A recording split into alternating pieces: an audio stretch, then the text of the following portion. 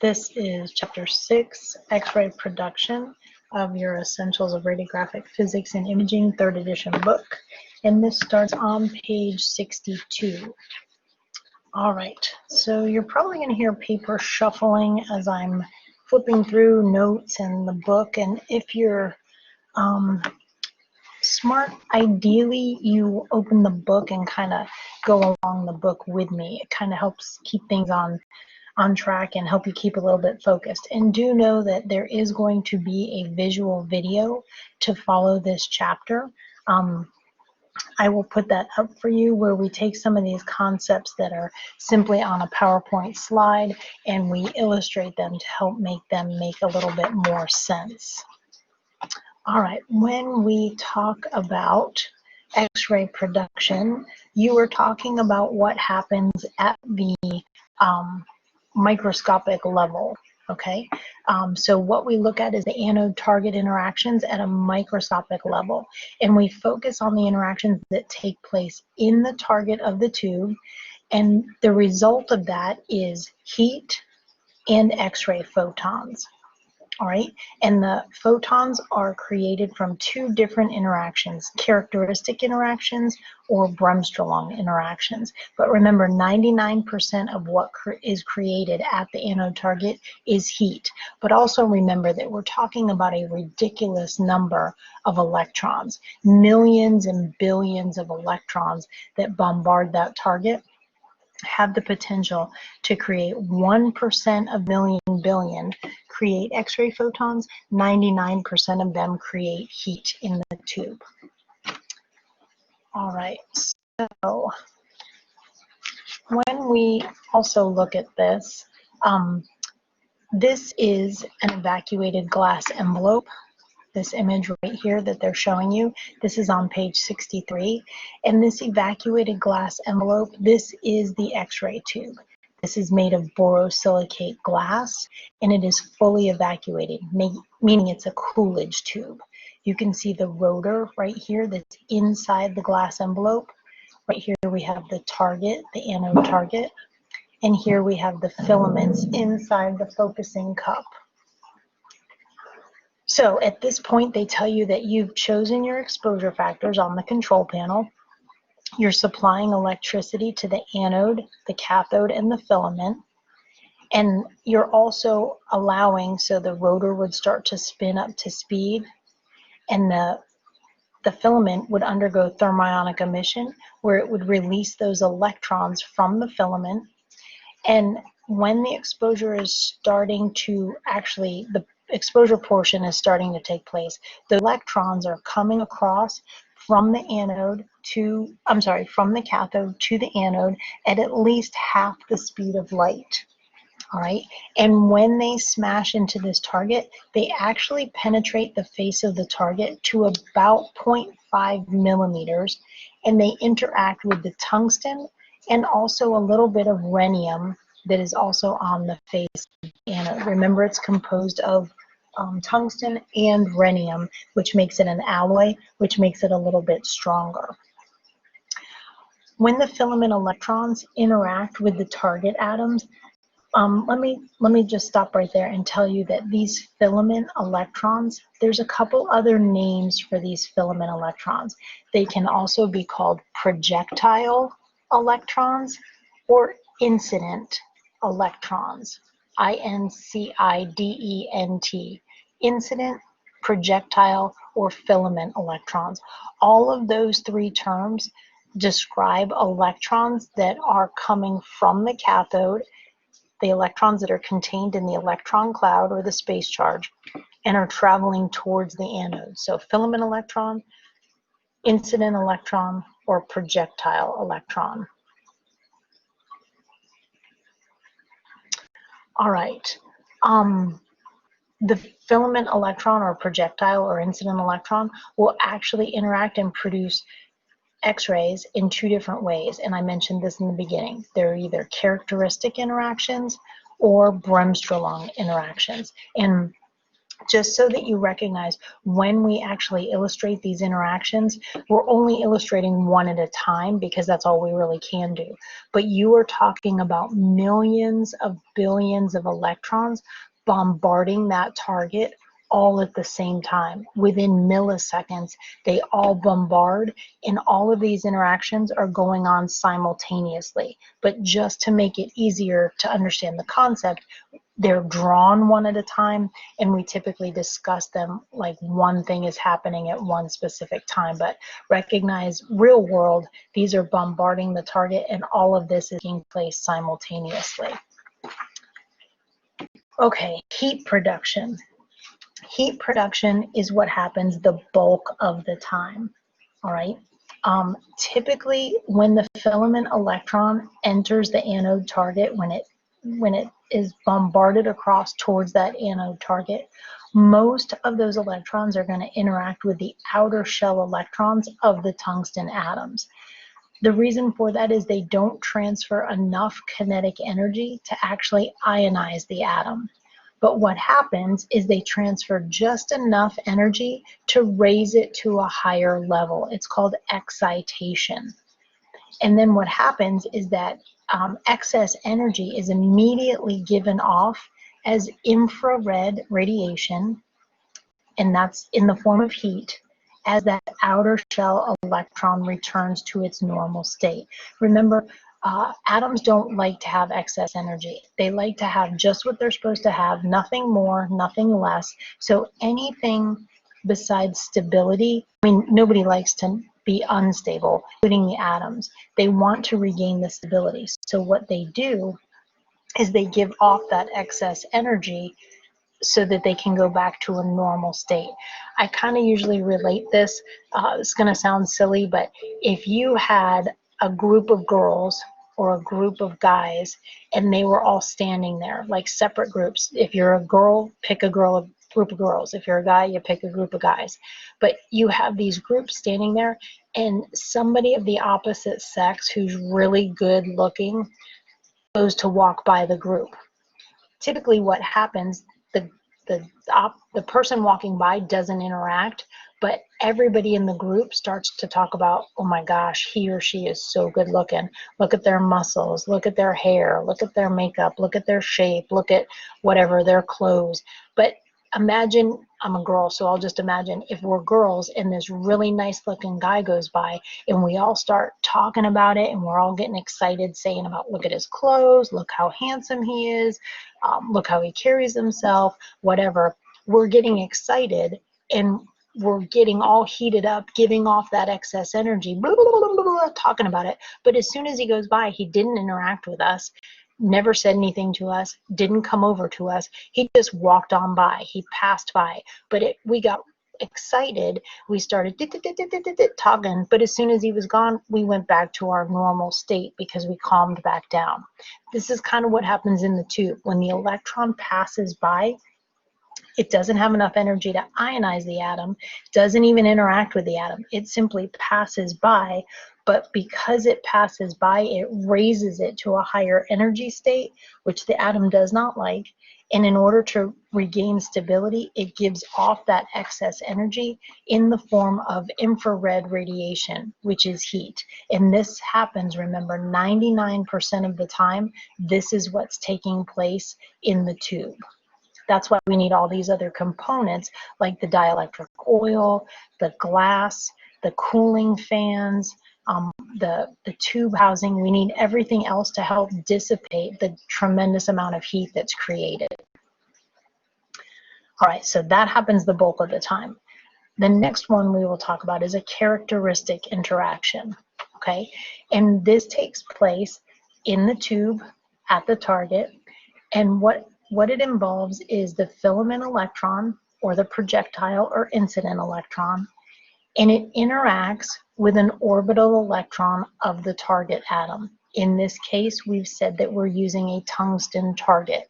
We know that the tungsten target typically has some rhenium added to it, but for the most part, they're all going to be tungsten atoms. So this filament electron is interacting with the tungsten atom. Now, in order for this to take place, the filament electron enters the target atom, and it has to have energy equal to or greater than the binding energy of the electron that it's interacting with. Okay, that's the only way it's going to remove it from its orbit. So let's say K shell. K shell has 69.5 kilo electron volts of binding energy. If that photon does not, if that electron does not have energy equal to 69.5 or greater than, it will not remove or interact with that shell electron. So if you're talking about the electrons having that much energy, you're talking about your KVP setting.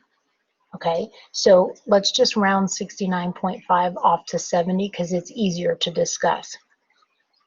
If your control panel is not set to 70 kVp or higher, this interaction would not take place to become part of the photons in the primary beam. Okay, so the filament electron has to have energy equal to or greater than the binding energy of the shell level that it's going to interact with.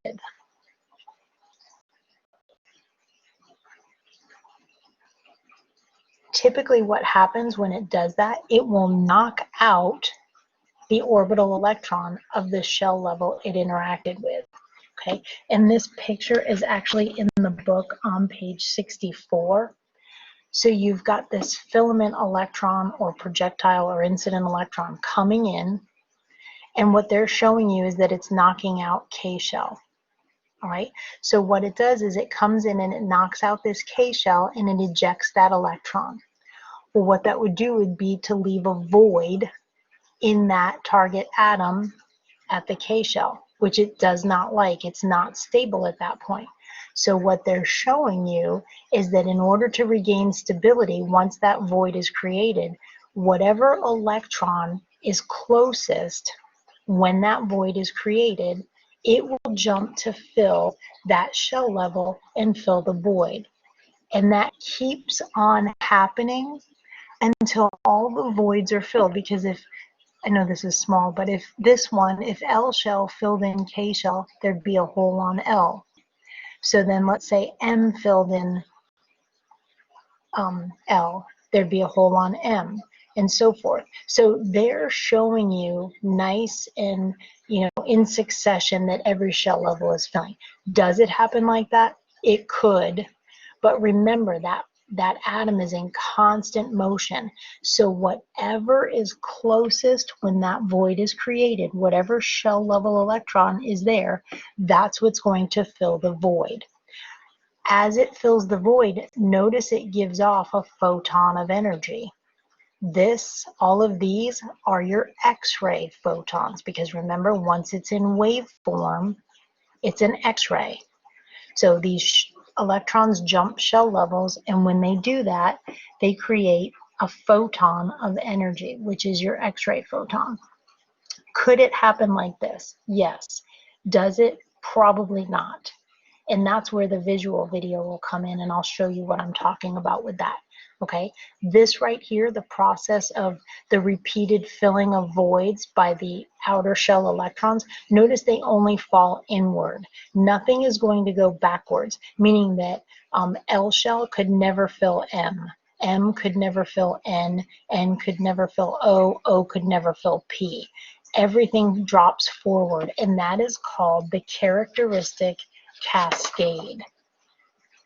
Okay, the characteristic cascade is the dropping of the outer shell electrons into the inner shell voids or vacancies.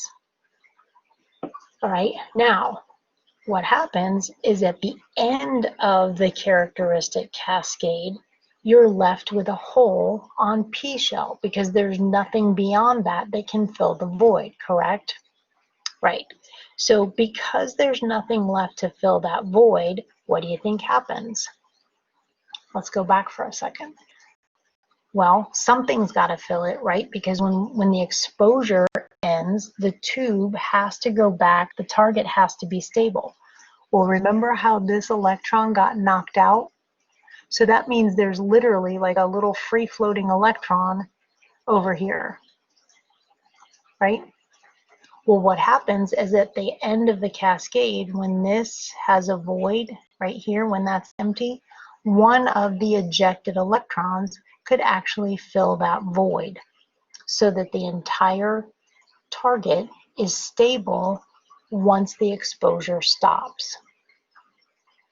Okay, so at the end of the characteristic cascade, the outermost shell will have a void in it. Whether it's tungsten or whatever you happen to be talking about, the last shell level will have a void. All right, and notice it says any outer shell electron can fill an inner shell vacancy, meaning they only fall forward. Nothing will go backwards. Okay, now as far as the characteristic photons, the energy is considered characteristic or dependent on the difference in binding energy between the shell levels involved. All right, so when I made you understand and know the binding energies, how you can calculate the energy of a characteristic photon. I'm trying to go back to this picture. So you can calculate the energy of these photons by knowing what shell level got ejected and what shell level filled the void. And if you know that, you simply take the ejected shell level, subtract that from the shell level that replaced it. So let's say K got knocked out, and let's just call it 70. So 70 got knocked out, and let's just say L shell replaced it, which is 12. So 70 got bumped, L replaced it, which is 12. 70 minus 12 is 58. So that would produce, right here, this would produce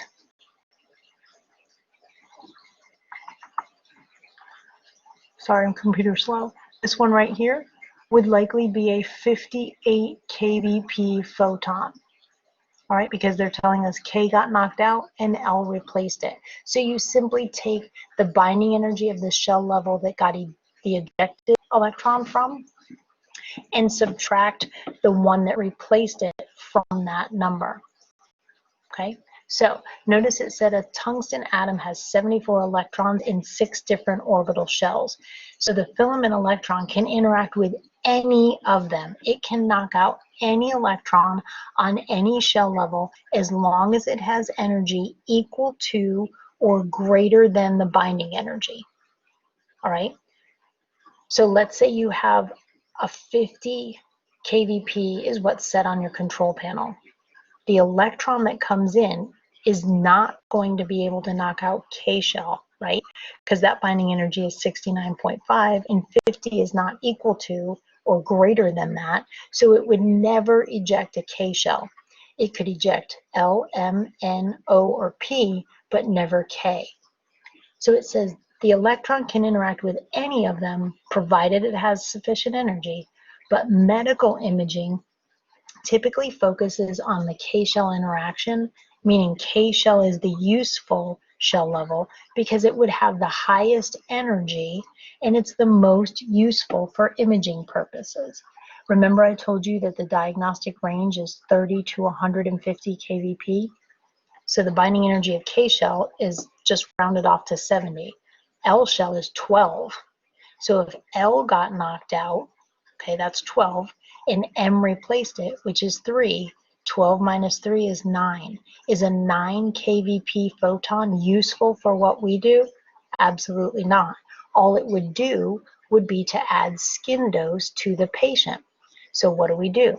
We use filtration to filter that low energy radiation out so that the patient is less likely to have excess skin dose because it would never contribute to our image. So the bottom line is K-shell is the useful emission in a characteristic interaction. All right, now this next slide, we have the binding energies for tungsten. And it says that each orbital electron is held in its orbit by a binding energy, the electron binding energy, and the closer the orbit, the stronger the bond. So K shell has higher binding energy than P shell. Why? Because P is farther away from the nucleus. And remember, the binding energy is the attraction between the negative electron and the positive proton. So the further away it is, just like if you had two magnets with opposite ends, the further away your hands are from each other, there's still a degree of attraction, but you might not feel it because it might be so weak that it's not causing your hands to want to pull together. All right, now I said K shell is the most useful. Why? Because realistically, if we took every shell level, if we took K, knocked it out, replaced it with L, K gets knocked out, replaced it with M, K gets knocked out, replace it with N, K gets knocked out, replace it with O, K gets knocked out, replace it with P. If you did the math for all of that and you averaged them together, they would average about 69 kVp photon. You're never going to get higher than a 12 kVp photon if you knock out L shell. So every other shell level is far below the diagnostic range, which means it would have no use in the primary beam because it would never help to image anatomy. It would only add radiation dose to the patient. So K shell is the only useful emission when you're talking about characteristic radiation in the tube. Characteristic is the only one, K shell emission is the only useful characteristic interaction that takes place in the tube. Okay, so if you're set below 70 on your control panel, this interaction, it'll take place, but none of the photons that are created from that would make it into the primary beam. Again, visually, I'll show you what I mean by that. The characteristic photon is typically named for the shell that's being filled. So it says if an electron was filling K shell, regardless of which shell it's coming from, the photon produced is called a K characteristic photon. Okay, so the K characteristic photons are the only ones useful to us. And to find the energy of that photon, you take the binding energy of the farthest shell and subtract it from that of the closer shell, because typically it's the binding energy of the ejected shell level. You subtract the binding energy of the shell level that replaced it in order to calculate the energy of that characteristic photon. All right, remember, in a characteristic interaction, in order to remove an orbital electron, that filament electron has to have kinetic energy equal to or greater than the binding energy of the electron it's interacting with. So again, if a filament electron had 50 keV of kinetic energy and it struck a tungsten K shell electron, it would not have enough energy to remove it because it's only got 50 and you need at least 69.5 to knock out that shell level. So what happens is typically you will produce heat. That's why 99% of the time this is what happens in the tube. So 99% of the time we produce heat, 1% of the time we produce X-ray. But in that 1%, we've talked about one interaction which is characteristic, okay? The other interaction that we're going to talk about is Bremsstrahlung. All right, hang on one second here. Okay, so the second interaction is Bremsstrahlung interactions. All right, and Bremsstrahlung literally is a German word that means breaking or slowing down. And typically with this interaction, it is non-ionizing, meaning the filament electron misses all of the orbital electrons and it actually ends up interacting with the nucleus of the target, meaning that that nucleus, remember, has a positive charge and the electrons have a negative charge. So do the filament electrons. So they're attracted to each other because opposites attract. Okay, so this does not knock out any electron in this interaction. And the picture that goes with this is on page 65. All right, so what happens? You end up with a filament electron drawn towards this nucleus, but it doesn't knock anything out. Notice you've got the incident electron. They show you two different ones. Here's an incident electron. Here's an incident electron. This one's coming in, drawn towards the nucleus, wraps around, and exits. Okay, didn't knock anything out. It entered with a certain amount of energy, and it exited with a certain amount of energy. But because it traveled close to the nucleus, in order to do that, it has to give up some of its energy in the form of a photon. Okay, so you can see the path of this one right here. And then you've got this other one over here that takes a wider path. All right, so if you look at it and think of angles, right, this angle is tighter than this angle here. This angle is more obtuse, right? This angle is more acute. So the closer and the longer time it spends around the nucleus, more energy is given off in photon form. All right, I'm going to give you another probably corny, but it works example. Imagine this is a concert and the nucleus is the stage. Okay, if you want to get really close to the stage and stay around the stage, it's going to cost you more money, right? You have to give up more money out of your pocket in order to stay right here. So the closer it travels to the nucleus and the longer it stays there, more energy is given off in photon form. But if you want to sit in the nosebleed seats where you can see and you can hear, but you're not necessarily close to the stage, you're going to cost less. You're going to give up less of your money. So this gives up less energy. Notice the wavelength here is much longer than the wavelength here.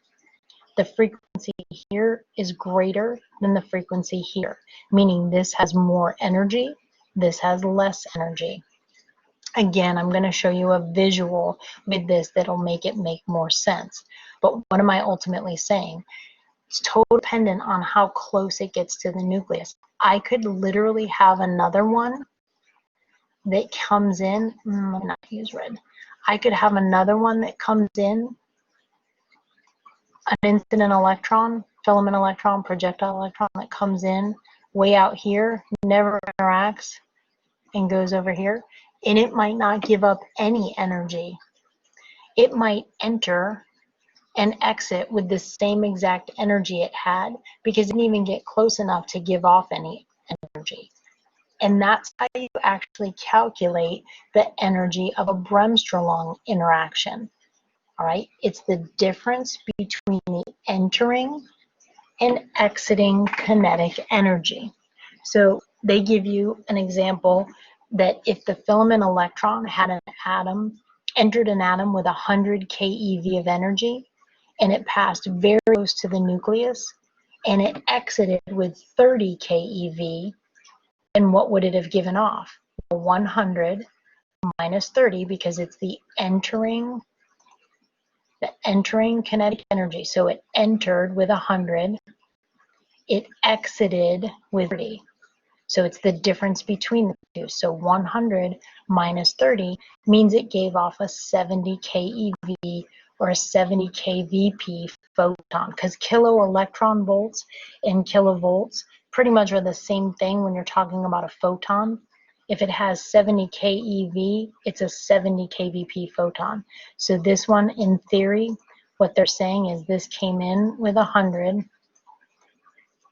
and when it left, it had 30. Okay, so it entered with 100, exited with 30. That would mean this right here is a 70 kVp photon. This one right here. All right? So Bremsstrahlung interactions, you can calculate the energy of the photon by taking the difference between the entering and exiting kinetic energy. So you could literally produce from 0 all the way up to whatever your control panel setting is.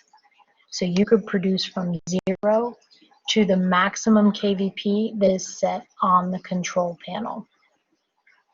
Okay, so they tell us that typically in a tungsten target, most of the photons that get produced are definitely going to be Brem's interactions. Why? Because with characteristic, only K shell has enough energy for it to be useful for us. Everything else is too weak to contribute to the image. Remember, it only adds to patient dose. So it typically gets filtered out by the filtration that is present in the tube. Okay, and because tungsten has a binding energy of 69.5 keV on the K shell, only those settings that are at 70 or above are going to produce characteristic photons. So if I am set at 65 kVp, 100% of my beam, my primary beam, the beam that exits the tube, is going to be made up of Bremsstrahlung interaction photons only. All right. Now, you could potentially have a 69 kVp characteristic photon and a 69 kVp Brem's photon. What would be the difference between them? Nothing. Simply how they were created. How would you know how they were created? We would have to tell you. Either it entered, with 70 keV and it exited with, 0.5 keV, which means it yielded a 69.5 kVp photon. Or it entered and knocked out K shell and P shell replaced it. Basically, it doesn't matter how. It's just saying that only those photons at 70, for ease of rounding it off, are going to be created from characteristic. Every other thing is Brem's, and could some of those 70 be Brem's? Absolutely, they could. All right, so that's one reason, is that only K shell is useful in characteristic. The other reason is that the filament electron is more likely to miss the orbital electrons of the target atom because they're in constant motion in empty space, meaning in a vacuum. So typically the bulk of your primary beam is made up of Bremsstrahlung interactions. All right. Let me wait for this to catch up. Okay, some properties of the X-ray beam. Okay, and this is over on page 66. And they reference that certain properties characterize an X-ray beam based on how it was produced and how it behaves when it interacts with matter. Okay, so these properties that speaking of are considered the beam quantity and the beam quality. All right, and then another thing that we need to discuss is the filtration. So in our field, filtration typically refers to using materials. It's usually aluminum, or it could be an aluminum equivalent, meaning it has the capability of absorbing like aluminum does, but it's not actual aluminum. What am I talking about? The borosilicate glass, the dielectric oil, the metal in the tube housing, the metal in the lead shutters of the collimator. There's a bunch of things in the tube that have the capability of absorbing those low energy photons, and they absorb with the same characteristics like if you had aluminum in a path, but it's considered an aluminum equivalent. All right, and the different types of filtration, again, I'll talk about this in the visual. There's inherent filtration, added filtration. Those two together make up your total filtration. And then there's also what's called a compensating filter. So we have inherent filtration, added filtration, and if you add the two of those together, you get what's called total filtration. And we also have compensating filters.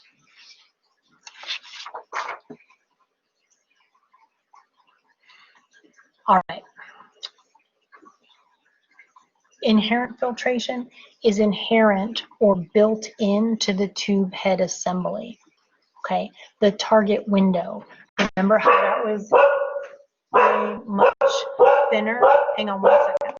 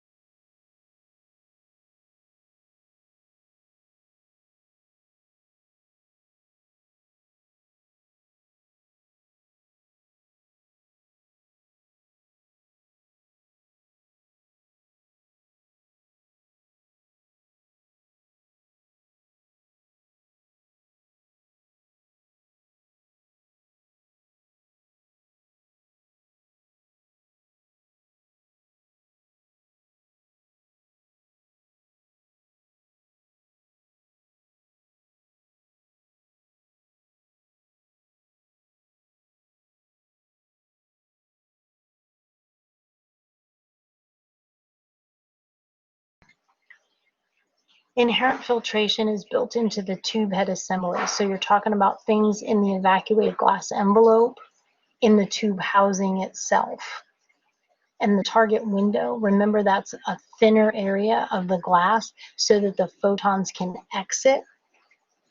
Okay, so we make that thinner so that photons can exit, but it still will trap those low energy photons. In added filtration, typically your biggest source of added filtration is the collimator. All right, and notice it says that typically added filtration comes in the form of 2 millimeters of aluminum placed between the target window and the top of the collimator. So if you take your inherent plus your added filtration, that gives you your total filtration. And typically, total filtration on a general purpose X-ray tube is usually 2.5 millimeters of aluminum equivalency. And the reason we do that is so that it filters out those low energy photons that would never contribute to the image. They would only contribute to patient dose. All right, so we have certain things in the tube that help us to not add extra skin dose to the patient. They filter out those low energy photons so that they don't end up as skin dose. Compensating filters was another form of filtration. A compensating filter basically compensates for unequal subject density, meaning with this picture on page 67, if you look at the foot, typically the toes are much easier to penetrate because they're thinner than back here by the ankle. If you didn't use a compensating filter, this is an example of a wedge filter, then what would happen typically when we would x-ray feet and not have some kind of compensating filter, the toes would be black and back here would be a little bit lighter because this part's thinner, which the radiation is passing through more easily, and this part's thicker, which tends to have a little more challenge in order for the radiation to pass through. So when the exposure ended, you would have decent penetration back here, but the front of the foot and the toes would be black. Okay, so you could use a compensating filter, or in this case, a wedge filter, and you put the thick part of the wedge over the thinnest part of the anatomy so that it absorbs some of the photons so that you actually have less passing here. But then in the thin part of the wedge, you have more getting out to penetrate the thicker area. Right, so it compensates for unequal subject density. And then they also give you an example of a boomerang filter. So this one is attached to the tube head. The boomerang filter is actually placed underneath the patient. You can see it underneath the shoulder here. And they use a boomerang filter in certain body parts in order to have the soft tissue and the air not show up as dark, but to focus more on the anatomy. Now, I'll be honest with you, yes, I've used a wedge filter. I've never used a boomerang filter, so I can't tell you exactly how it would look on the image, but I assume it would have the same kind of concept, because if you see, these are the photons exiting, and you have fewer up here, more exiting here. Same thing with this, fewer photons striking the image receptor here, more striking the image receptor here. So they can be attached to the bottom of the collimator, or they can be placed adjacent to the anatomy of interest.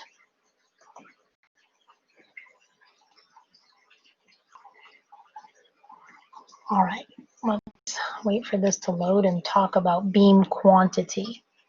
Now, when we talk about beam quantity, typically we are talking about your mass value, your milliampere seconds, okay? Your milliamperage and your time factor, which makes up your mass. So the beam quantity is the total number of X-ray photons that are contained in a beam. It's affected by mass, kVp, your distance, and your filtration. Okay? And typically when we think of quantity, you tend to want to think of intensity and radiation dose. All right, so it says if all other factors remain the same, if you increase quantity, you're increasing the radiation dose given to the patient. Okay, and if you're trying to adjust for quantity only, mass is the actual factor that gets adjusted. So beam quantity refers to mass primarily, but it's also affected by kVp, distance, and filtration.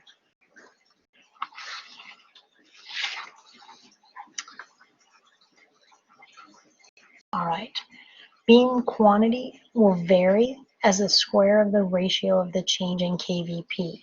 Now this is definitely going to be some visuals, because we're going to start talking about the math.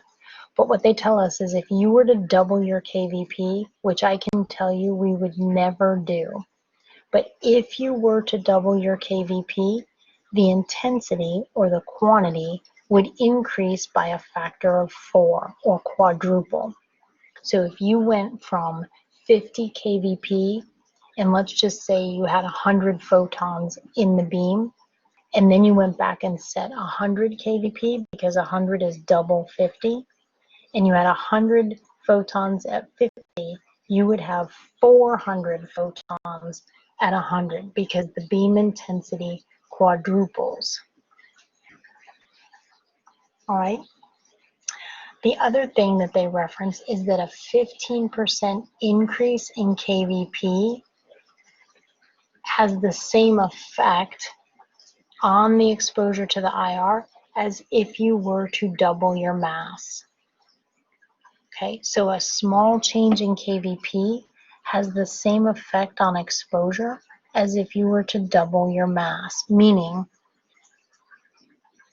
it's just easier to show you, but if you raised your kVp by 15%, so let's say you were set at 60, and you raised it 15%, which 15% of 60 is 9, so you went from 60 to 69 kVp, that would have the same effect on an image as if you were to double the mass value that you were using. So if you use 3 mass and then you went to 6 mass, if you went from 60 to 69 kVp, it would affect the exposure on the image receptor the same exact way. All right. Now, why does quantity affect why does kVp affect quantity? Because kVp is what gives the kinetic energy to those filament electrons. So remember, the faster they're coming across, then the harder they smash, but also the potential difference is greater when the kVp is raised, with the degree of attraction is stronger, so more of them are likely to come across. So when you raise your kVp, you're more likely to have more electrons come across and smash, which means that you would create more photons in your beam. So remember, I also told you in the visual from chapter 5 that did have that effect. If you raised your KVP, you would have more photons in the beam. Beam quantity will vary inversely as a square of the distance from the source. So that defines the inverse square law, which basically says the intensity of a beam is inversely proportional to the square of the distance from the source. So it's I1 divided by I2 equals D2 squared divided by D1 squared. All right, and we've looked at that formula before. We will go through it on the visual again to make sure everything is good with that and that you understand that. So that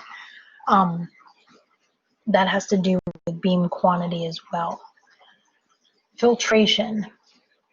Filtration, when you filter out beam low energy photons from the beam, you actually are limiting the patient dose, correct? Like when you filter out the low energy photons, you're limiting the patient dose. But let's think about it like if you were going to filter water on your water faucet.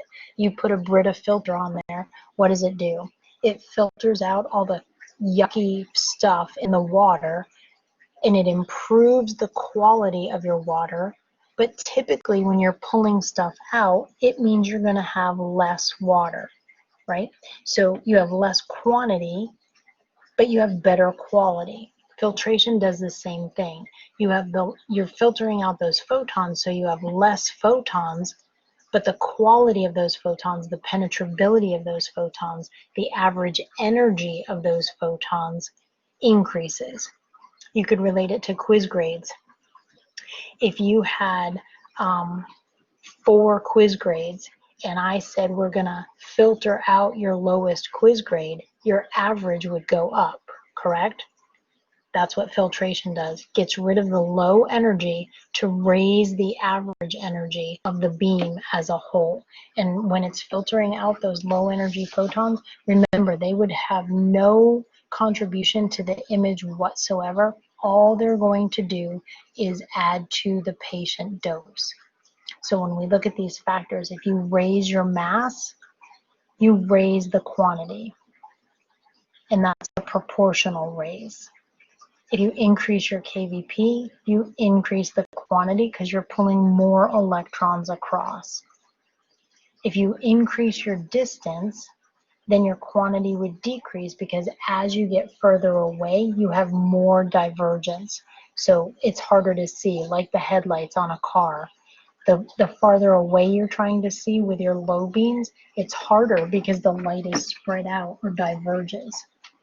Infiltration also decreases quantity because when you filter, you're taking out those low energy photons, which means you have less number of photons in the actual beam. All right, that takes care of beam quantity. Now we'll look at beam quality. Typically when we're talking about beam quality, you're talking about the penetrating power of the beam. How well is it going to penetrate the part? How well is it going to go through the part? So it's the penetrating power of the beam. This refers to the photons that get transmitted through the body and reach the IR. Remember, the photons can do one of 3 things. They can pass through unaffected, they can be absorbed, or they can scatter. Okay, so some of the photons have to go through the area of interest or through the part, otherwise you would have no image. Because if everything got absorbed, your image would be completely white. If everything went through, your image would be completely black. So you need some photons to pass through and some to be absorbed. Scatter is not something we desire, it's just something that happens. But when the photons reach the IR, they create a dark shade on the image, like a shade of gray or a shade of black. Where no photons reach, that's where you get your light or your bright areas on the image. Bright, B-R-I-G-H-T. Okay, so where bone is, where barium is, where iodine is, that's going to be bright or light. Where air is, which is much more radiolucent, you're going to have shades of dark.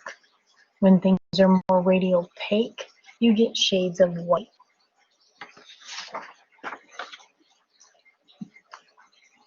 All right, what affects beam quality? KVP absolutely affects beam quality, as does filtration. Okay, as KVP goes up, the beam's ability to penetrate matter will increase. As the KVP goes down, the ability to penetrate matter decreases. All right, so when you have high KVP, you have more penetration, less absorption. When you have low KVP, you'll have more absorption, less penetration. All right, when they talk about a hard beam, it means that that X-ray beam has high energy. Typically, they refer to hardening the beam when you filter the beam. So filtration, again, removes the low energy photons, which would make the average energy higher. Remember your quiz grades. If I filter out your not so hot quiz grades, your quiz average would be raised, right? If I said you could drop your lowest test score, your test average would be raised. Same thing with quiz grades. So when we drop the low energy photons, what we're left with is higher average energy of the X-ray beam. Because remember, beam is polyenergetic, meaning it's made up of multiple energies. Okay? So when you increase KVP, you have higher quality, more penetrating beam. When you increase your filtration, you also have better quality beam. Just like when you filter your water, you have higher quality water, but you have less of it. When they refer to beam quality, typically they will talk because it's measured in what's called a half value layer.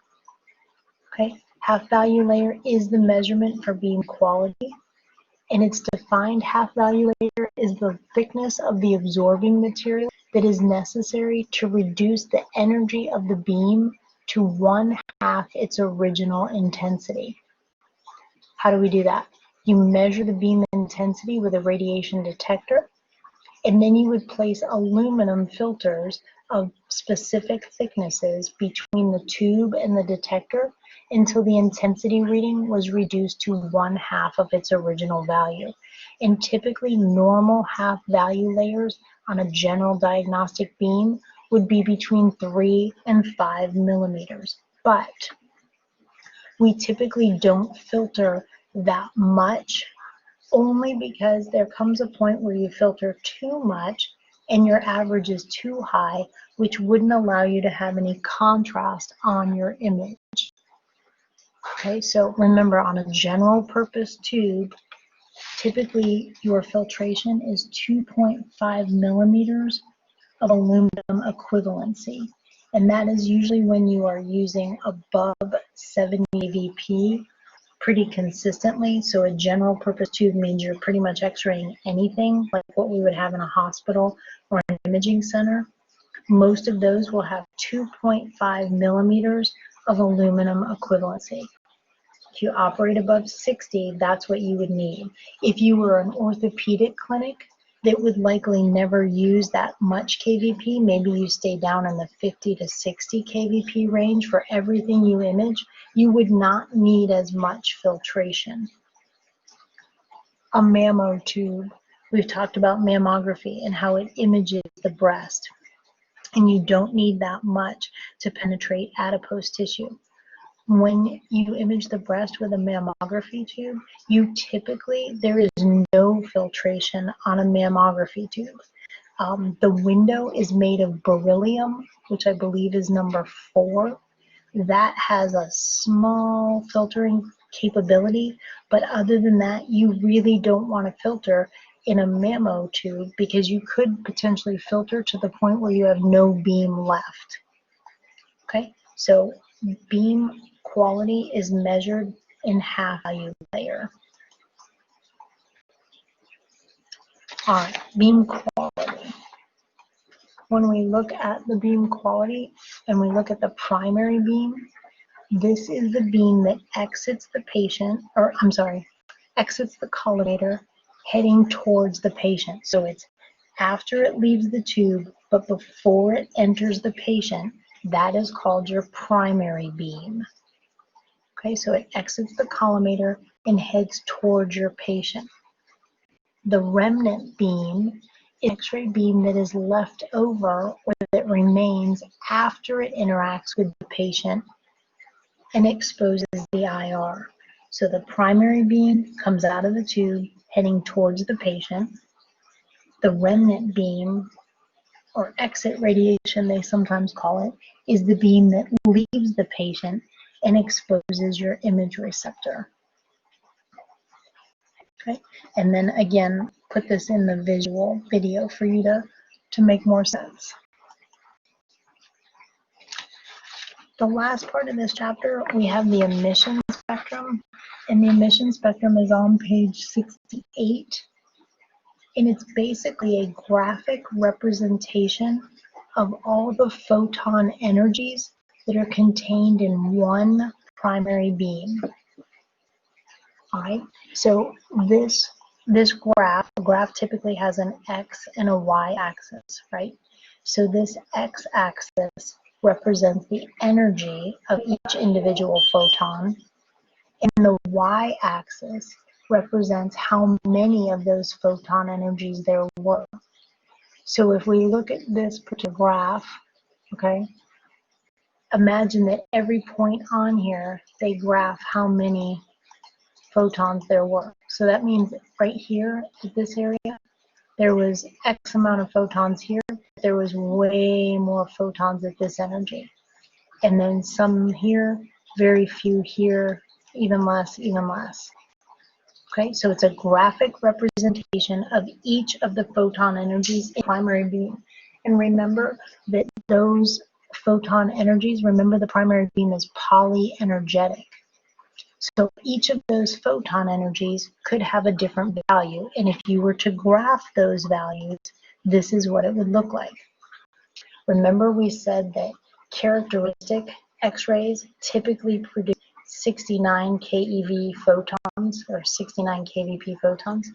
So this characteristic line right here, this represents a discrete spectrum, the line does, meaning it's a limited number of values. Typically, you're talking about 69 kVp photons created. Whatever's underneath this line down to the x-axis, that's how many photons were created from characteristic interactions. Whereas the Brem's interactions is a continuous spectrum, meaning you could produce from 0 all the way up to your set kVp. So if we're looking at this, we could ballpark that this control panel was set at about 95 kVp. So Brem's produced everything from 0 all the way up to 95 kVp. And the bulk of the beam, the highest quantity of photons that are produced in a beam is typically about 1/3 of whatever you're set at. So if we say this is 95, okay, if I just use that as an example, then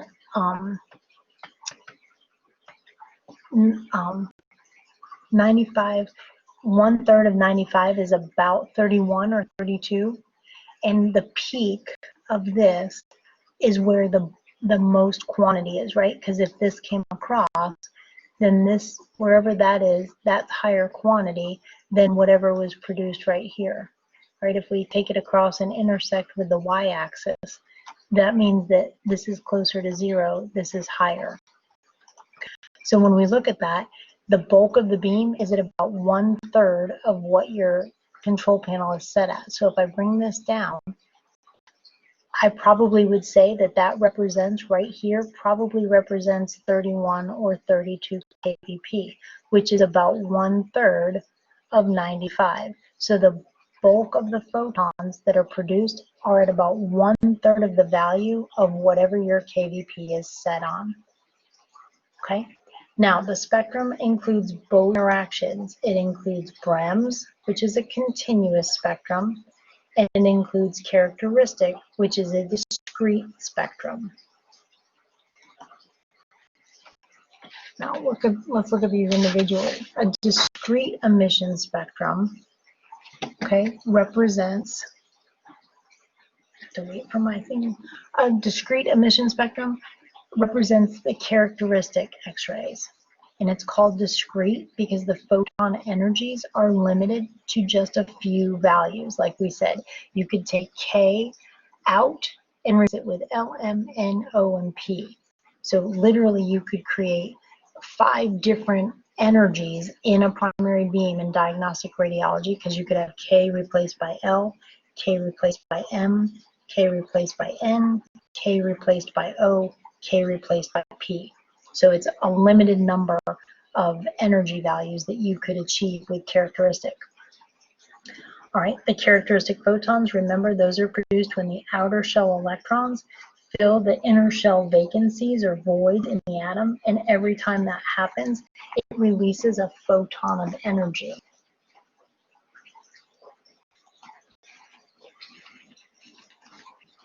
When we look at the continuous emission spectrum,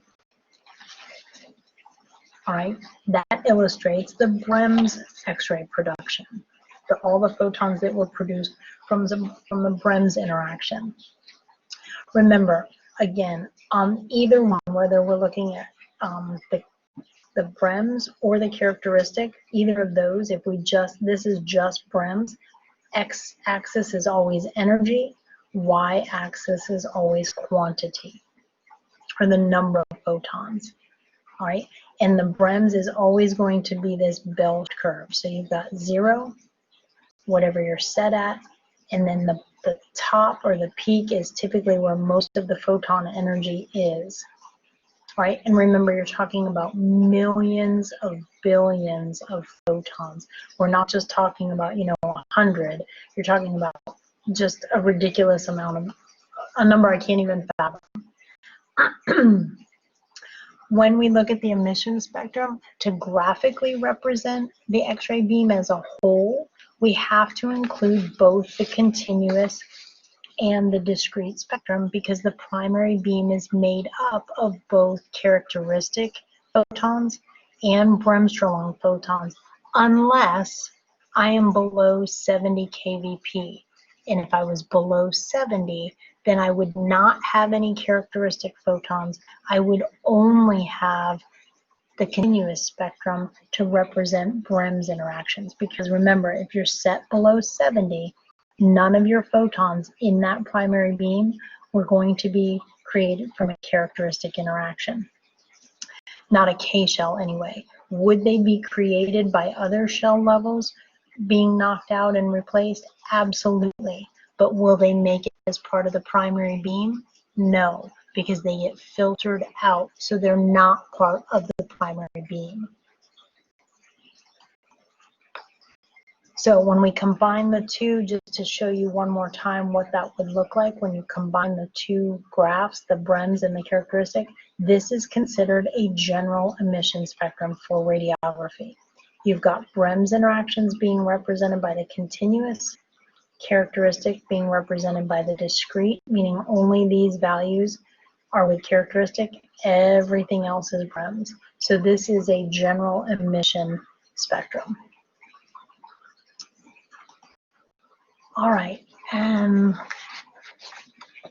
as far as the emission spectrum, they reference that the X-ray emission spectrum graphically represents the energies, of the X-ray beam, and it says that it can also be used to reflect the effects of different factors on the X-ray beam.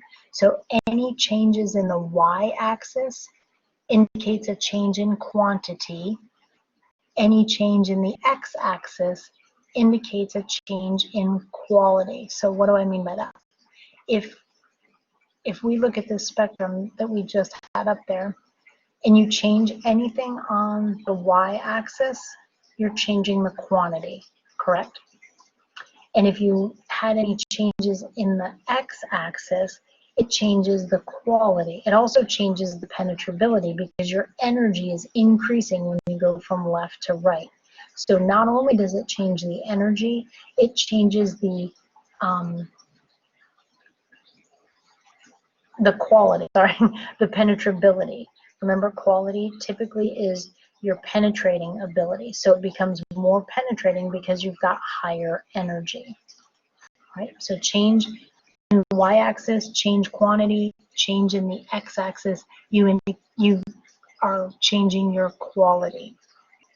And then there's 5 factors that actually affect the appearance or what the emission spectrum looks like. And those are your MA, your KVP, your filtration, your generator, and the target material. All right, and we'll go into those at a later date, but just know that if you altered your MA, if you altered your KVP, if the filtration in your tube was different, like you added or removed some filtration, that would change the quantity and the quality. The generator type, if you have a single phase generator versus a high frequency generator, it changes the quantity and the quality. The target material, like what's your target made of? Gold, tungsten, rhodium, molybdenum, that absolutely changes the quantity and the quality. All of these factors change the quantity and the quality except your MA. MA changes quantity only. Everyone, KVP, filtration, your generator, and your target, change both quantity and quality. All right, that takes us to the end of chapter 6. Lots of information in here. I am going to make at least one, if not multiple, visual videos to try and help you and express what exactly we're talking about in here. I hope that if you had any questions, you were sure to write those down so that when we meet again live, I can help clear up any of that confusion. Until then, take care and have a good day.